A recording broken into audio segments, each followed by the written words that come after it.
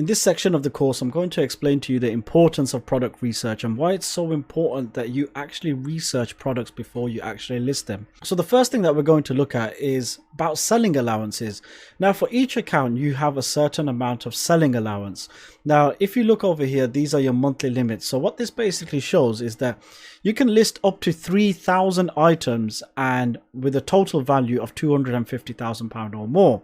And then it also ties us into the subscription of the store as well. So I'm going to explain this to you so then you will know how they differentiate and why it's important for you to do product research and not just waste your selling limits. So let's look at the subscription of the store first. So for example, if you had a basic store in ebay.co.uk, you will be able to list up to 250 items. Now you can certainly list more, you can actually list up to 3,000, but with a basic store, you can list up to 250 items for free. Anything above that, you will get charged a listing fee. So if you look at this example over here, for example, if I had a basic store which allows me to list 250 items for free, technically I can still list 3,000 items onto my store, but the first 250 I will not be charged a listing fee because I have a basic store, but then the following 2,250 I will get charged a listing fee. So this is why once you reach the maximum of your store subscription, it's important for you to consider reviewing your listings that are not selling, and if everything is selling pretty well and if you're feeling confident, then you can start looking on upgrading to the next store. Now monthly limits do work slightly differently. Now let me explain to you how. If you list one item, that means you would have taken out one item from your store.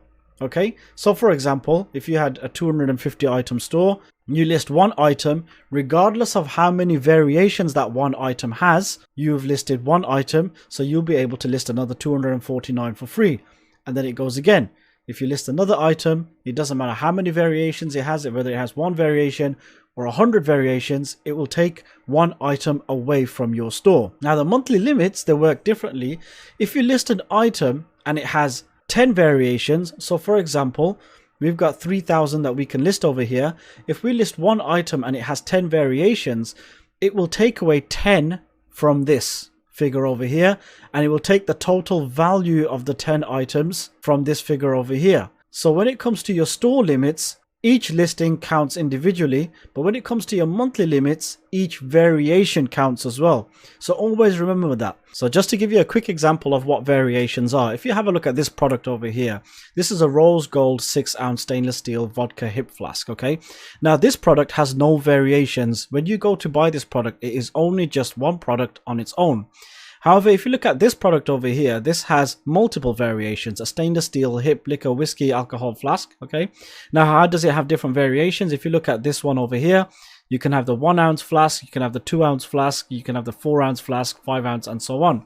So if you list this item or this item from your store, both of these will only take one item from your store, but from your monthly limits it will be different. This product will only take one from your monthly limit, but this product here will take 1 2 3 4 5 6 7 8 9 10 11 12 13 14 from your monthly limits. So when it comes to your store, they both will take one each, but when it comes to your monthly limits, this one will take one and this one will take away 14. So how does that tie into product research?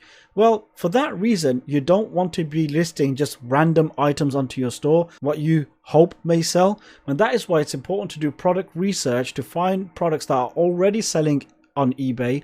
And if you can get these type of items onto your store, then there is a lot more likelihood that these products will sell because they will have had some kind of sales history on eBay.